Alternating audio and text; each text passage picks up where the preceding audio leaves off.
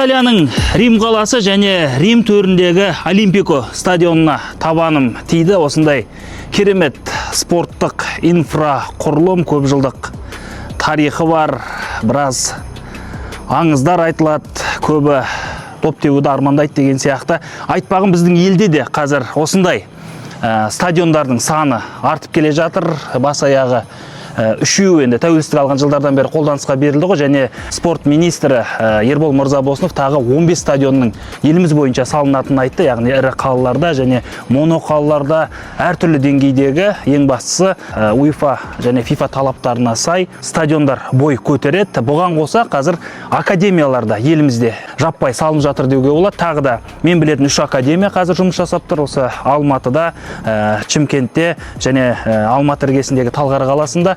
Бұған қоса алдағы уақытта Қызылорда бар, Ақтөбе бар, Қарағанды бар және тағы да Алматы және Тараз қаласында. Осы 5 өңірде жоспарланып жатыр академиялар, балалар академиясын салу. Әсіресе соңғысы мынау Тараздағы академияның іргетасы ертең қаланады. Ол жерде қала әкімдігі бар, футбол федерациясы бар және үшінші тарап халық қоры, яғни жеке инвестиция, қалталы азаматтар дәл осы академияға қаржы салып, 100 балаға арналған, 100 баланы қабылдайтын және олардың тәжірибесін толыстыратын, шеберлігін шыңдайтын, кәсіби футболшыларды дайындайтын осындай академияның құрылысы ертең басталады, яғни іргетасы қаланады, негізгі құжаттарына қол қойылады және сол халық қоры толықтай басынан бастап, құжаттамасын қалыптастырудан бастап, академияны қолданысқа бергенше барлық қаржылық шығындарын көтермек және алдағы уақытта да керек жарақтармен қамтамасыз етіп отырмақ. Міне отандық футболға қатысты осындай соңғы жаңалықтар. Сөзін шыны керек, соңғы кезде мұз орнынан қозғалды, бір оң өзгерістер байқалды және